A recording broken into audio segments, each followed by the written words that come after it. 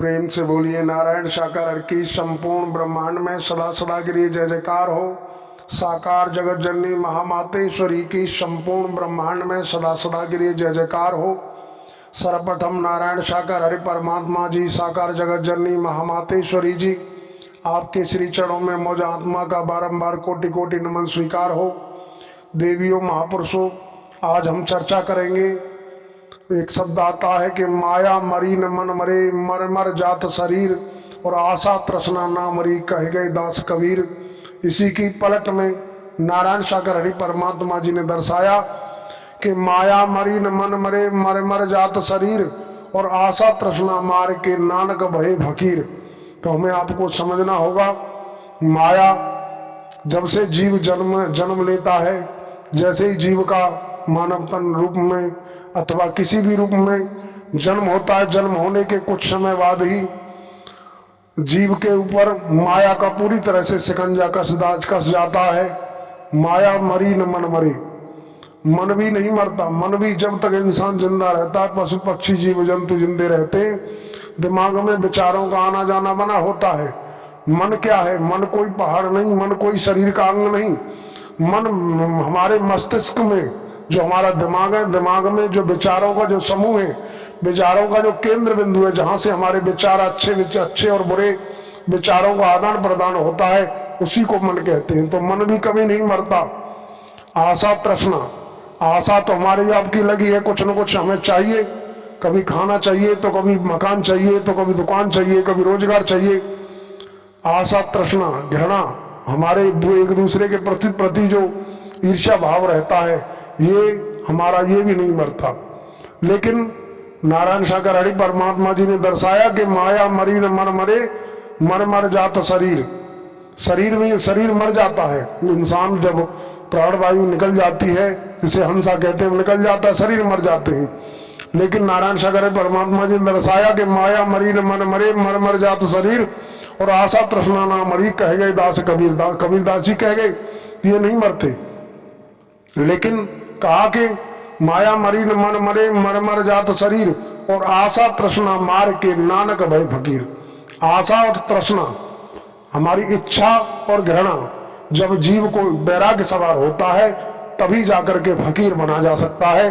फकीर कोई ऐसा नहीं कि कोई भीख मांगने वाला या कोई अलग तरीके की लिबास में अलग तरीके की वेशभूषा धारण करने वाला फकीर नहीं होता। नारायण सागर परमात्मा जी ने दर्शाया कि मस्तों की मस्ती इबादत से कम नहीं, और फकीरों की हस्ती खुदा से कम नहीं। जो परमात्मा नारायण सागर हरि जी का भक्त होता है, जो इन परमात्मा नारायण सागर हरि के पद चरणों पर चलने वाला होता है, वही फकीर हो सकता है। बाकी समूचे संसार में, समूचे ब्रह्मांड में फकीर अपने अपने तरीके से, फकीर जाति के लोग भी दुनिया में निवास कर रहे हैं, मानव तन में मौजूद हैं।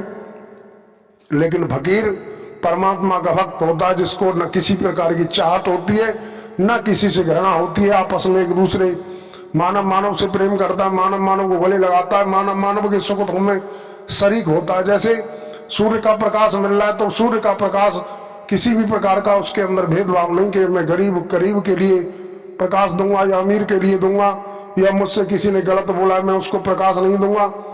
उसके अंदर ऐसा कोई भेदभाव नहीं। ऐसी हवा है, हवा का भी जो सिस्टम है, वो भी सभी के लिए एक समान है। भले हम हवा को गाली दें, सूर्य को गाली दें। तो इसी तरीके से जो भक्त होता है, भक्त के अंदर ऐसी दूषित विचार नहीं होता कि कोई मुझे गाली दे रहा है, कि कोई मुझसे घृणा कर रहा है। भक्त कभी किसी से न घृणा करेगा, और न भक्त किसी के लिए कुछ गलत सोचेगा। भक्त तो भक्त होता है। भक्त तो सिर्फ अपने आराध्य की याद में, अपने आराध्य के ध्यान में हर समय खोया रहता है, आराध्य को पुकारता रहता है। तो इसी तरीके से हमें आपको समझना होगा कि माया और फकीर जो दोनों कंडीशन है, माया मरी न मर मरे, मर मर जात शरीर, आशा तृष्णा ना मरी, कह गए दास कबीर।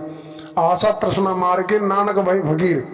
तो हमें आपको अगर फकीर बनना है, तो आशा तृष्णा को तो मारना पड़ेगा। लेकिन इसको मारने के लिए परम सत्ता परमात्मा नारायण सागर हरि जी का सहारा, इनका आश्रय लेना, इनके वचन के तहत चलना पड़ेगा। तब जाकर के कहीं इससे हमें छुटकारा मिल सकता है। ये छुटकारा भी ये परमात्मा ही दिलाएंगे। क्योंकि एक शब्द आता है कि तू चले एक पग तो मैं चलूं 60, और तू काठ का काठ है तुम लोही की लाट।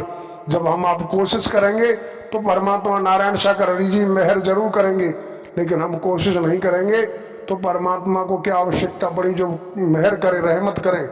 हमें रहमत की चाहत है तो कोशिश तो हमें करनी पड़ेगी, भाव तो बनाना पड़ेगा, तभी मेहर होगी, तभी कृपा होगी, तभी दया होगी।